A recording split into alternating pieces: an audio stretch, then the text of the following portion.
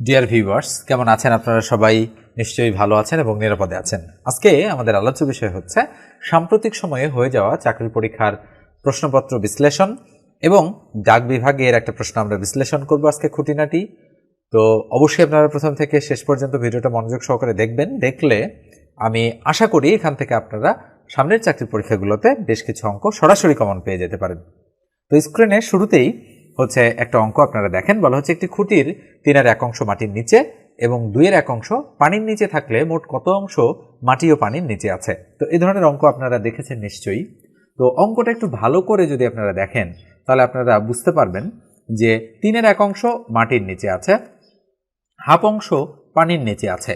এখানে বলা হচ্ছে যে তাহলে মোট কত অংশ মাটি ও পানির নিচে আছে। তার মানে এই দুটো অংশ যোগ করলেই আমাদের উত্তরটা হয়ে যাবে। আমরা বলতে পারি এই 3/1 অংশ মাটির নিচে যোগ 2/1 অংশ আমাদের কি পানির নিচে। তাহলে মোট কত অংশ মাটি ও পানির নিচে আছে? তাহলে 3 আর 2 যদি আমরা লসাগু করি তাহলে লসাগু হয় 6। তাহলে নিচে 6 দিলাম, তাহলে 3 দুগুণ 6 2, 2 দিয়ে 1 কে গুণ করলে 2 1 2, যোগ 2 দিয়ে 6 কে ভাগ করলে 3, 3 দিয়ে উপরের 1 কে গুণ করলে 3 1 3। তাহলে উপরে থাকলো 3 2 5 আর নিচে থাকলো কত? 6। তার মানে 6-এর 5 অংশ মাটি ও পানির নিচে আছে। ওকে, তার মানে গ নম্বর অ্যান্সারটা ক্ষেত্রে কিন্তু রাইট। এরপরে আমরা 2 নম্বর অঙ্কটা করব। 2 নম্বর অঙ্কটা খেয়াল করেন, বলা হচ্ছে একটি খুঁটির 6-এর 5 অংশ কালো এবং বাকি অংশ সাদা। খুঁটির কালো এবং সাদা অংশের দৈর্ঘ্যের পার্থক্য 6 মিটার হলে সম্পূর্ণ খুঁটির দৈর্ঘ্য কত? 9 মিটার, 8 মিটার, 6 মিটার, 12 মিটার। আচ্ছা বলেন তো দেখি, এই যে 6-এর 5 অংশ এটা হচ্ছে কালো এবং বাকি অংশ সাদা, তাহলে বলেন তো দেখি একটা খুঁটির সম্পূর্ণ দৈর্ঘ্যকে আমরা কত ধরতে পারি? আমরা ধরতে পারি 1। তাহলে 1 থেকে যদি আমরা 6-এর 5 বাদ দিই তাহলে বাকি অংশ অর্থাৎ সাদা অংশটা পাওয়া যাবে। তাহলে আমরা আগে অঙ্কটা তুলি। যে দেওয়া আছে, বলেন তো দেখি কি দেয়া আছে? আমাদের দেয়া আছে কিন্তু এখানে কালো অংশ, মানে কালো অংশ কত দেওয়া আছে? 6-এর 5। আমরা লিখলাম কালো অংশ হচ্ছে 6 ভাগের 5 ভাগ। তাহলে বলেন তো দেখি বাকি অংশ যেহেতু বলেছে সাদা, তাহলে সাদা অংশ কতটুকু? তাহলে আমরা লিখতে পারি সাদা অংশ ইকুয়াল এই 1 থেকে যদি আমরা 6 ভাগের 5 ভাগ বাদ দেই তাহলে লসাগু হয় 6, 6 1 6, 6 থেকে 5 গেলে 1। তারপরে আমরা বলতে পারি 6-এর 1 অংশ। এই অংশটা কি? এই অংশটা হচ্ছে সাদা। তার মানে এবার যদি আমরা এইটা এবং এইটা যোগ করি তাহলে কিন্তু আমাদের সম্পূর্ণ অংশটা পাওয়া যাবে। তাহলে কি বলেছে? বলেছে খুঁটির কালো এবং সাদা অংশের দৈর্ঘ্যের পার্থক্য 6 মিটার। আচ্ছা বলেন তো দেখি, তাহলে কালো অংশ থেকে যদি আমরা সাদা অংশ বাদ দিই তাহলে যে জিনিসটা থাকবে সেটা মানে 6 মিটার। তাহলে আমরা কালো অংশ থেকে সাদা অংশটা বাদ দিয়ে দিলাম। এই যে সাদা অংশ এটা বাদ দিয়ে দিলাম। বাদ দিয়ে দিলে বলেন তো দেখি কত মিটার থাকে? বাদ দিয়ে দিলে 6 মিটার থাকে। এটা আমি এক্স না ধরেই according to the question build up করছি, এক্স কিন্তু ধরিনি। আচ্ছা বলেন তো দেখি লসাগু 6, তাহলে 6 1 6, তাহলে উপরে 5 বিয়োগ 1 তার মানে 4। তাহলে এই 6-এর 4 অংশ মানে হচ্ছে 6 মিটার। এটা কিন্তু ইকুয়াল চিহ্ন না, এটা কিন্তু অংশ। এত অংশ মানে কিন্তু কত মিটার? 6 মিটার। এত অংশ মানে হচ্ছে 6 মিটার। তাহলে বলেন তো 1 বা সম্পূর্ণ অংশ কত? তার মানে 6 গুণন এই 6 চলে যাবে উপরে আর এই 4 চলে আসবে কোথায়? নিচে। তাহলে উপরে 6 6 36 হয় আর নিচে থাকে 4। তাহলে কাটাকাটি করলে 4 নং 36 অর্থাৎ কত মিটার? 9 মিটার হচ্ছে আমাদের অ্যান্সার। তার মানে আমরা বলতে পারি ক নম্বর অ্যান্সারটা এক্ষেত্রে রাইট। এই অঙ্কটা দেখেন কি বলা হচ্ছে, বিয়োগ 1 থেকে কত বিয়োগ করলে বিয়োগফল 0 হবে? যোগ 1, বিয়োগ 1, 0 নাকি কোনোটিই নয়? এই অঙ্কটা অনেকবার বিভিন্ন চাকরির পরীক্ষায় এসেছে, অর্থাৎ অত্যন্ত গুরুত্বপূর্ণ কিন্তু এই অঙ্কটা, এবং আপনারা অনেকেই ভুল করে আসেন এই অঙ্কটা। তো মনে রাখবেন যে বিয়োগ 1 থেকে বিয়োগ 1 বিয়োগ করলে ফলাফল 0 হয়। কেমনে হয়? তার কারণ এখানে যদি বিয়োগ দেই আমি, এটা যদি আমি বিয়োগ করি তাহলে কিন্তু এখানে যোগ চিহ্ন চলে আসে, অর্থাৎ চিহ্ন চেঞ্জ হয়ে যায়। তাহলে এই বিয়োগ চিহ্নটা এখন যোগ, তাহলে -1 বা বিয়োগ 1 আর নিচে যোগ 1, তার মানে 0 হচ্ছে। তাহলে কি হবে উত্তরটা? যে বিয়োগ 1 থেকে কত বিয়োগ করলে? বিয়োগ 1 বিয়োগ করলে আমাদের ফলাফল কি হবে? 0 হবে। তো মনে রাখতে হবে উত্তর হচ্ছে খ নম্বরটা রাইট। এটা কিন্তু ভুলে যাওয়া চলবে না, এই অঙ্ক কিন্তু বারবার দিয়ে দেয়। 4 নম্বর অঙ্কটা দেখেন, বলা হচ্ছে শতকরা বার্ষিক কত হার সুদে 750 টাকার 2 বছরের সুদ 210 টাকা। তাহলে কি বলা হচ্ছে অঙ্কটাতে? যে শতকরা বার্ষিক কত হার সুদে 750 টাকার 2 বছরের সুদ 210 টাকা। তাহলে এই ধরনের অঙ্ক করার জন্য আমরা সরল সুদের সূত্র I = PRN এটা প্রয়োগ করে দিতে পারি। আচ্ছা বলেন তো দেখি এখানে সুদ কত টাকা, 210 টাকা, তাহলে আই এর মান 210 ইকুয়াল প্রিন্সিপাল মানে আসল কত টাকা, 750 টাকা, তাহলে 750 আমরা বসিয়ে দিলাম ইনটু বলছে শতকরা বার্ষিক কত হার সুদে, তার মানে সুদের হার বের করতে বলেছে, এখানে আর মানে সুদের হার, যেহেতু বলেছে হার তার মানে আর ভাগ 100 গুণন এন মানে বছর, বছর হচ্ছে 2। এইভাবে যদি আপনারা বসাতে পারেন তাহলে অনায়াসেই কিন্তু অঙ্কটা হয়ে যাবে। তাহলে আমরা যদি কাটাকাটি করি, 0 0 কাটা, 2 দিয়ে কাটলে 5 2 10, 5 দিয়ে যদি এটাকে কাটি 5 15 75, তাহলে কত হয় বলেন তো দেখি, 15 আর ইকুয়াল টু 210, তাহলে আর ইকুয়াল টু 210 ভাগ হচ্ছে 15, তাহলে যদি কাটাকাটি করি 15 1 15 থাকলো কত, 6 60, 4 15 60, তার মানে কত শতাংশ সুদের হার, 14% বা 14%, অর্থাৎ গ নম্বর অ্যান্সারটা রাইট। এক্ষেত্রে একটু বলি আপনাদের, যারা এখন পর্যন্ত আপনারা চ্যানেলটি সাবস্ক্রাইব করেননি তারা অবশ্যই সাবস্ক্রাইব করবেন, আর যারা ফেসবুক থেকে দেখছেন অবশ্যই ফলো দিয়ে রাখবেন, আর কেমন লাগলো বা কেমন লাগছে ভিডিওটা অবশ্যই কমেন্ট করে আপনারা জানাতে ভুলবেন না। এরপর আমরা পরের অঙ্কটাতে চলে যাচ্ছি। 5 নম্বর অঙ্কটা দেখেন, বলা হচ্ছে একটি সংখ্যার একক স্থানীয় মান a এবং দশক স্থানীয় মান b হলে সংখ্যাটি কত। তো আমরা নিশ্চয়ই জানি যে একক, দশক, শতক, হাজার, অযুত, লক্ষ, নিযুত, কোটি, এইভাবে কিন্তু আমরা হিসাব করি। তো এককের ঘর যেটা, সেটাতে আমি ধরলাম যে যদি 5 থাকে, দশকের ঘরে 3 থাকে, 4 থাকে, 2 থাকে, 5 থাকে, 7 থাকে, এরকম। তাহলে কিন্তু আমরা কিভাবে এই জিনিসটাকে পড়ব একটু দেখেন। এটা হচ্ছে একক, দশক, শতক, তার মানে এটা হচ্ছে এই তিনটা মিলে হচ্ছে 435। যদি এটাকে ইনক্লুড করি তাহলে 2435, এটাকে যদি ইনক্লুড করি তাহলে 52,435, এটাকে যদি ইনক্লুড করি 7,52,435, এভাবে কিন্তু বিষয়টা চলতেই থাকে। তাহলে আমরা কি বলি এটাকে, এটা যেহেতু এককের ঘরে 5 আছে তার মানে এটা একক, তাই 1 লিখলাম। এটা যেহেতু দশক তাই 10 লিখলাম। এটা যেহেতু শতক তাই 100 লিখলাম। এটা যেহেতু হাজার তাই 1000 লিখলাম। আচ্ছা বলেন তো দেখি প্রতিবার কত গুণ করে বৃদ্ধি পাচ্ছে, 10 গুণ করি কিনা। 1-এর 10 গুণ 10, 10-এর 10 গুণ 100, 100-র 10 গুণ 1000, তার মানে আমরা বলতে পারি এটা হচ্ছে 10 গুণোত্তর পদ্ধতি। তার মানে খেয়াল করে রাখেন যে এই যে আমি লাস্ট যে দুটো ডিজিট লিখলাম এখানে, এটা একক। বলেন তো দেখি এটা কি, এটা হচ্ছে দশক। তাহলে একক মানে হচ্ছে 1 আর দশক মানে হচ্ছে 10। তার মানে এই সংখ্যাটা মানে 35 সংখ্যাটা তৈরি হয়েছে 3 গুণ 10 যোগ 5 গুণ 1, এইভাবে কিন্তু সংখ্যাটা তৈরি হয়েছে। কি বললাম, এই 3 হচ্ছে দশকের ঘরে তাই 10 দিয়ে গুণ, আর এই 5 হচ্ছে এককের ঘরে তাই 1 দিয়ে গুণ। বিষয়টা বোঝাইতে পেরেছি আপনাদের? আপনারা যদি বুঝতে পারেন বিষয়টা, সরি একটু প্রবলেম হয়ে গিয়েছিল, আপনারা যদি বিষয়টা বুঝতে পারেন তাহলে কিন্তু বুঝে গিয়েছেন যে দশকের ঘরে যেটা থাকবে সেটাকে 10 দিয়ে গুণ, আর এককের ঘরে যেটা থাকবে সেটাকে 1 দিয়ে গুণ করে যোগ করলে আমাদের সংখ্যাটা তৈরি হয়। তাহলে 3 10 30 আর 5 1 5, তাহলে 35 তৈরি হয়ে গেল। এইবার আসেন আমি একটু অন্য কালার ব্যবহার করে জিনিসটাকে বোঝাচ্ছি। আচ্ছা বলেন তো একক স্থানীয় মান কি, a, আর দশক স্থানীয় মান কত, b। তার মানে এটা কিন্তু দশকের ঘর, তাহলে এটা দশক, আর এটা এককের ঘর, তার মানে এটা হচ্ছে একক। আচ্ছা বলেন তো দেখি এই বি কে যদি 3 হিসেবে কল্পনা করেন আর এই এ কে যদি 5 হিসেবে কল্পনা করেন তাহলে কি হয় বিষয়টা। তাহলে যেহেতু এই বি হচ্ছে মানে বি মানে 3 আর এই 5 হচ্ছে কত, 5, তো এখানে 5, এ মানে 5, তাহলে আমরা জিনিসটাকে এই বি কে কত দিয়ে গুণ, 10 দিয়ে গুণ, তার মানে 10 ইন্টু বি, প্লাস এই এ কে কত দিয়ে গুণ, তার মানে আমরা বলতে পারি 1 ইন্টু হচ্ছে এ।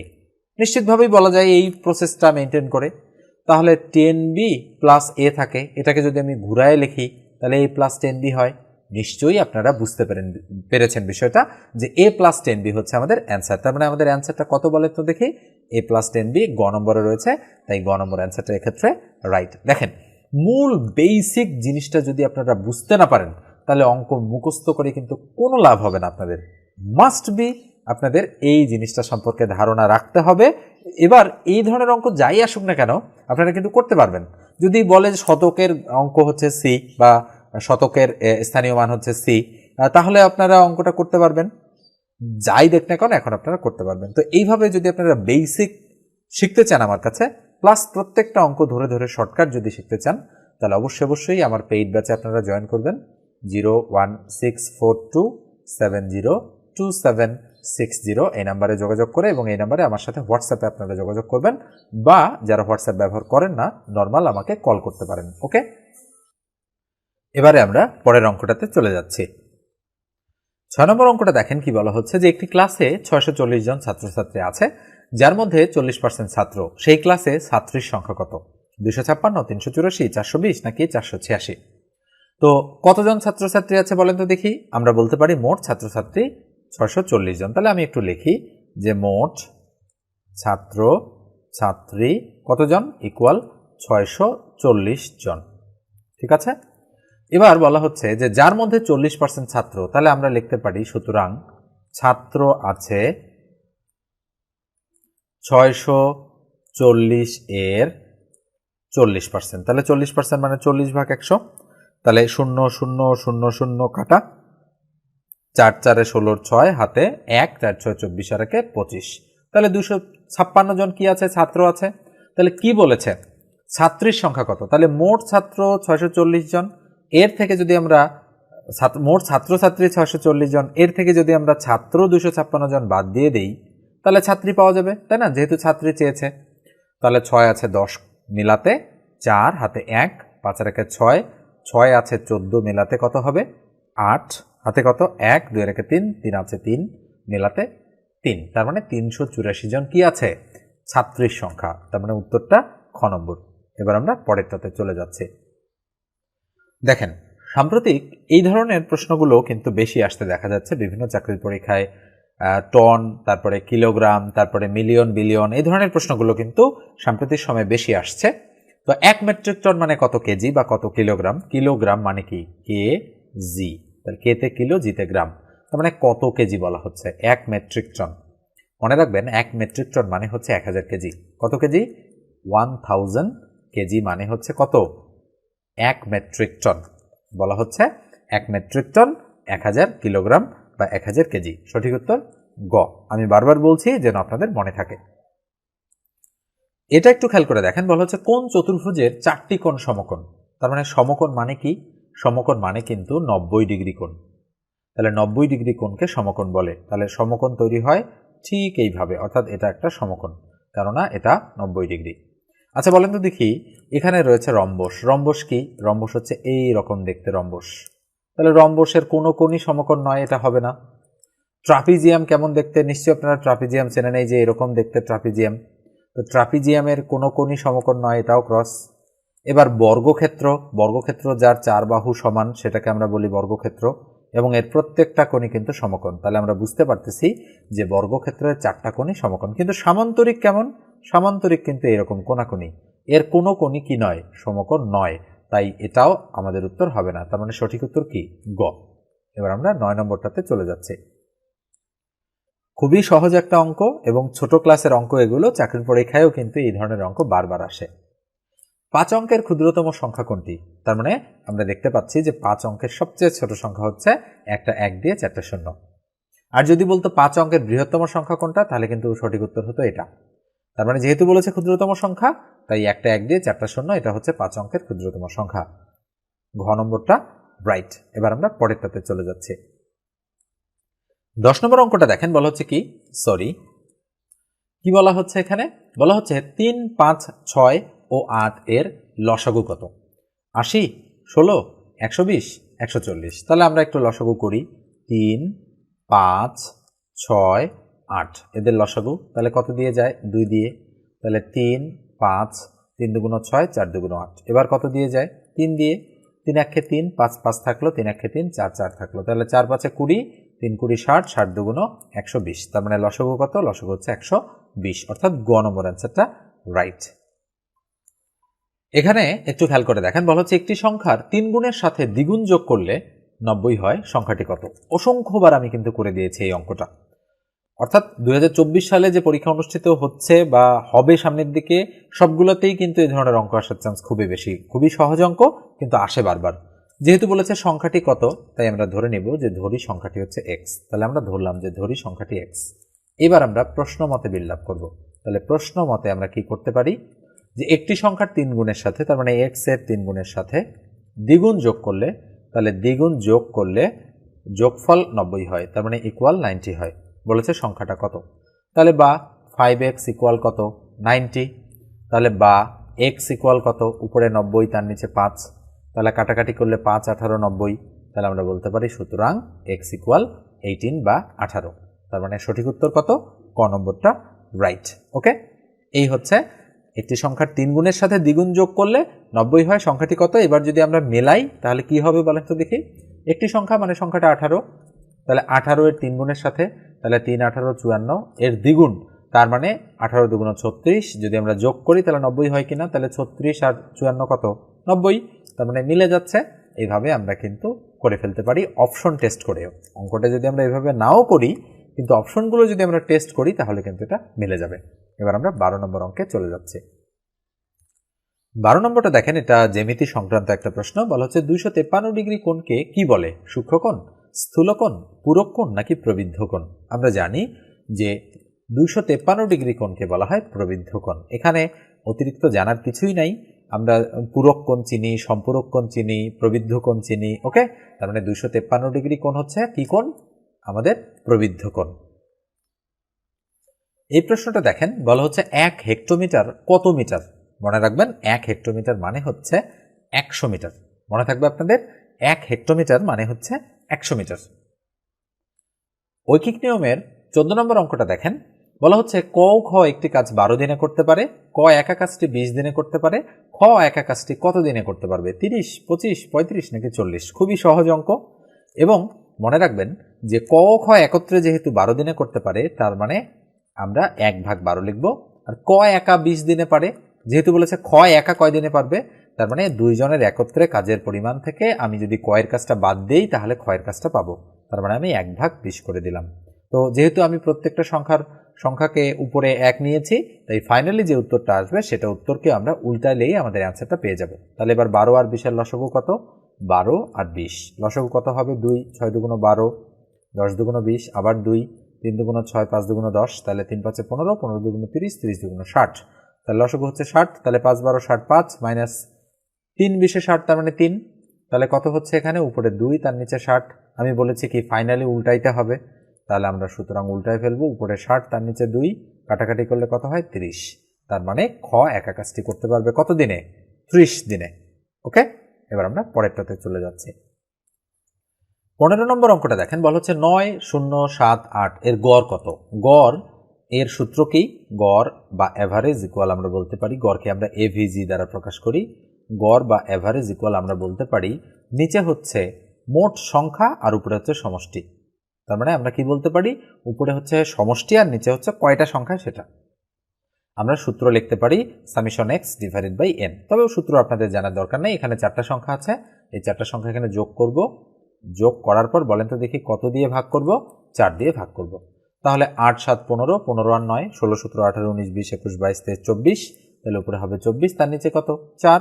যদি আমরা কাটাকাটি করি 4 6 24, তার মানে সঠিক উত্তর হচ্ছে 6। তাহলে গড় কত, 6। এবার আমরা পরেরটাতে চলে যাচ্ছি। এই অঙ্কটা দেখেন, এখানে কি বলা হচ্ছে, বলা হচ্ছে 3 কোন সংখ্যার 75%। তার মানে এবার আমরা ধরবো যে ধরি সংখ্যাটি হচ্ছে x, কি ধরলাম, ধরি সংখ্যাটি হচ্ছে x। এবার আমরা যদি প্রশ্নমতে বিল্ড আপ করি তাহলে প্রশ্নমতে কি হবে, তাহলে 3 কোন সংখ্যার 75%, তাহলে আমরা ধরলাম x এর 75% ইকুয়াল হচ্ছে 3। এই যে according to the question build up করে ফেললাম। তাহলে x এর বলেন তো দেখি 75% মানে কত, 75 ভাগ 100 কিনা, নিশ্চয়ই, তাহলে ইকুয়াল 3। যদি কাটাকাটি করি 3 25 75 আর 25, 4 25 100, তাহলে বা কি হয় বলেন তো দেখি, উপরে 3x তার নিচে 4 ইকুয়াল টু 3, 3 এর নিচে 1 রয়েছে, এটা দিয়ে এটাকে গুণ, এটা দিয়ে এটাকে গুণ, তাহলে 3x দিয়ে 1 কে গুণ করলে হয় 3x ইকুয়াল টু 3 4 এ কত 12। তাহলে সুতরাং x ইকুয়াল টু কত হবে, 12 কে 3 দিয়ে ভাগ, তার মানে উপরে 12 তার নিচে 3, কাটাকাটি করলে কত হয় 4। তার মানে আমাদের সঠিক উত্তর হচ্ছে 4, অর্থাৎ ঘ নম্বর অ্যান্সারটা রাইট। এরপর আমরা পরেরটাতে চলে যাচ্ছি। 17 নম্বর অঙ্কটা দেখেন, খুবই বেশি আসে এই অঙ্কটা বিভিন্ন চাকরির পরীক্ষাতে, বিশেষত মানে হচ্ছে 12তম গ্রেড থেকে 20তম গ্রেডের যে পরীক্ষাগুলো আছে সেই পরীক্ষাগুলোতে এই ধরনের অঙ্ক বেশি আসে। বলা হচ্ছে 1 মাইল ইকুয়াল কত কিলোমিটার। মনে রাখবেন 1 মাইল মানে হচ্ছে 1.61 কিলোমিটার। অথবা এক্স্যাক্টলি যদি আমি বলি 1.609, তবে অনেক পরীক্ষাতে 1.61 কিলোমিটার এই অপশনটাও কিন্তু ম্যাক্সিমাম সময় থাকে। ঠিক আছে, এবার আমরা পরেরটাতে চলে যাচ্ছি। 18 নম্বর অঙ্কটা দেখেন, বলা হচ্ছে 3টি বইয়ের দাম যথাক্রমে 22 টাকা, 27 টাকা ও 20 টাকা হলে বইগুলোর গড় দাম কত? তাহলে আমি আগেই তো বলেছি গড় বা অ্যাভারেজ বের করার জন্য আমরা কি করি, উপরে সমষ্টি, তার নিচে জয়টা সংখ্যা ছিল সেটা। তাহলে কয়টা সংখ্যা আছে? 3টা। তাহলে 22 যোগ 27 যোগ হচ্ছে 20, 3টা যোগ করব আর কত দিয়ে ভাগ করব? 3 দিয়ে। তাহলে 0, 7 আর 2, 7 আর 2 9, 2 2 4 আর 2 6, তাহলে 6 বসালাম। তাহলে 69কে যদি 3 দ্বারা ভাগ করি, 3 2 6 আর 3 3 9, তাহলে উত্তর কত? উত্তর হচ্ছে 23। তার মানে গড় দাম হচ্ছে 23 টাকা, অর্থাৎ খ নম্বর অ্যান্সারটা রাইট। এই পর্যায়ে আরও একটু বলি, যারা সাবস্ক্রাইব করেনি এখন পর্যন্ত মাস্ট বি সাবস্ক্রাইব করবেন। ফেসবুক পেজ থেকে দেখে থাকলে ফলো দিয়ে রাখেন আর ভিডিওটাতে একটা লাইক দিয়ে দিবেন। ওকে, এবার আমরা 19-এ চলে যাচ্ছি। 19 নম্বর অঙ্কটা দেখেন, ইদানিং মিলিয়ন, বিলিয়ন, ট্রিলিয়ন এর অঙ্কগুলো খুব বেশি আসছে বিভিন্ন পরীক্ষায়। আমরা প্রাইমারি পরীক্ষার 2023-এর প্রথম ধাপের যে পরীক্ষাটা অনুষ্ঠিত হয়েছে সেটাতে দেখতে পেয়েছি এ ধরনের অঙ্ক এসেছে। দ্বিতীয় ধাপ অর্থাৎ 2024-এর ফেব্রুয়ারিতে যে পরীক্ষাটা অনুষ্ঠিত হয়েছে সেখানে দেখতে পেয়েছি যে মিলিয়ন, বিলিয়নের অঙ্ক এসেছে। এবং 2024-এর এই প্রশ্নটা হচ্ছে ডাক বিভাগের একটা প্রশ্ন, এখানেও কিন্তু মিলিয়ন, বিলিয়নের অঙ্ক এসেছে। এবং এই ধরনের অঙ্কগুলো খুব বেশি আসছে বিভিন্ন চাকরির পরীক্ষায়। আমি এই অঙ্কটাকে করে দিচ্ছি এবং আমার একটা স্পেসিফিক ভিডিও আছে, চাইলে আপনারা সেটাও দেখতে পারেন, তাহলে এই বিষয় সম্পর্কিত আপনাদের ধারণাটা ক্লিয়ার হয়ে যাবে। তাই এটা একটু আমি করে দিই। মনে রাখবেন 1 বিলিয়ন, যেটাকে ইংরেজিতে আমরা 1B লিখে থাকি, 1 বিলিয়ন বা 1 বিলিয়ন মানে হচ্ছে কত কোটি? 100 কোটি। মনে রাখবেন এটাকে আমরা 1B এভাবে প্রকাশ করি। 1B মানে কত? 1B মানে হচ্ছে 100 কোটি বা 100 crore। ওকে, তো এই যে আমরা মিলিয়ন, বিলিয়নের হিসাবটা বললাম যে আমার একটা স্পেসিফিক ভিডিও আছে, আপনি আই বাটনে ক্লিক করে এই ভিডিওটা কিন্তু দেখে নিতে পারেন, সেখানে বিস্তারিত বর্ণনা আছে। ওকে, এবার আমরা 20 নম্বর অঙ্কটাতে চলে যাচ্ছি। 20 নম্বর অঙ্কটা দেখেন, বলা হচ্ছে 3, 6, 9, 12 ... কত, অর্থাৎ এর পরে যে সংখ্যাটা হবে সেই সংখ্যাটা আমাদেরকে খুঁজে বের করতে বলা হচ্ছে। তো দেখেন 3-এর পরে 6 কত বৃদ্ধি? 3 বৃদ্ধি। 6-এর পরে 9 3 বৃদ্ধি। 9-এর পরে 12 3 বৃদ্ধি। তাহলে 12-র পরে কত হবে? ওই 3ই বৃদ্ধি পাবে, অর্থাৎ 12 আর 3 15 হবে। এর চেয়ে সহজ অঙ্ক আর হয় না। ওকে, তো এই ধরনের অঙ্কগুলোও কিন্তু পরীক্ষায় এসেছে। তো এই পরীক্ষাটা মানে এই প্রশ্নটা ছিল ডাক বিভাগের একটা প্রশ্ন। শুরুতেই যে প্রশ্নটাতে আমি কিন্তু আপনাদের যে পরীক্ষাটা হয়েছে সেটার হচ্ছে ইটা তুলে দিয়েছিলাম, অর্থাৎ ডিটেইলসটা তুলে দিয়েছিলাম। সে পুরো 20টা অঙ্ক আমরা সলিউশন করলাম এবং আমরা দেখলাম যে পরীক্ষায় কিন্তু খুব কঠিন অঙ্ক আসে না, সহজ অঙ্কগুলোই আসে। একটু হয়তো ঘুরাই পেঁচাই দিতে পারে, সরাসরি তো আর অঙ্ক দেয় না। এবং এই প্রশ্নটা মানে এই যে অঙ্কগুলো আমি বলতে পারি আমার যে শিট রয়েছে, অর্থাৎ আমি পেইড ব্যাচের শিক্ষার্থীদের শিটটা দিয়ে থাকি বিনামূল্যেই। যদি আমার পেইড ব্যাচে আপনারা কেউ ভর্তি হয়ে থাকেন তাহলে আপনারা বুঝতে পারবেন, সেখান থেকে কিন্তু 17টা অঙ্ক হুবহু কমন পড়েছে এবং সাজেশন আমি দিয়েছি, সেই সাজেশন থেকে 17টা অঙ্ক কমন পড়েছে। বিলিভ ইট অর নট, এটাই সত্যি কথা। তো আপনারা যারা দীর্ঘদিন ধরে আমার চ্যানেলে ভিডিও দেখেন এবং একটা পেইড ব্যাচে পড়ার কথা ভাবছেন, তারা অবশ্যই আমার পেইড ব্যাচটাতে জয়েন করে ফেলতে পারেন। আমি নাম্বারটা আবারও দিয়ে দিচ্ছি, 01642702760। আমার সবসময়ের জন্যই 2-3টা ব্যাচ চালু থাকে। সর্বশেষ যে ব্যাচটা চলছে বা সামনে শুরু হবে সেই ব্যাচে আমি ইনক্লুড করে নিব আপনাদেরকে। আপনারা হোয়াটসঅ্যাপে নক দিয়ে ডিটেলস জিজ্ঞাসা করবেন। বেসিক শেখার ব্যাচ যেমন আমার রয়েছে, যেখান থেকে আপনারা বেসিক শিখতে পারবেন, পাশাপাশি স্পেশাল কিছু ব্যাচ রয়েছে যেগুলো সামনের পরীক্ষাকে টার্গেট করে আমরা লঞ্চ করে থাকি। তো ধন্যবাদ সবাইকে এতক্ষণ মনোযোগ সহকারে ভিডিওটা দেখার জন্য। ভিডিওটাতে কিছুটা নয়েজ হয়তো এসেছিল, তো যতদূর সম্ভব আমি ক্যান্সেল করার চেষ্টা করেছি। তো তারপরেও আপনারা ভিডিওগুলো দেখবেন মনোযোগ সহকারে, আর কোথাও বুঝতে না পারলে সেটা কমেন্ট করে আমাকে জানাবেন। ধন্যবাদ সবাইকে, ভালো থাকবেন, সুস্থ থাকবেন।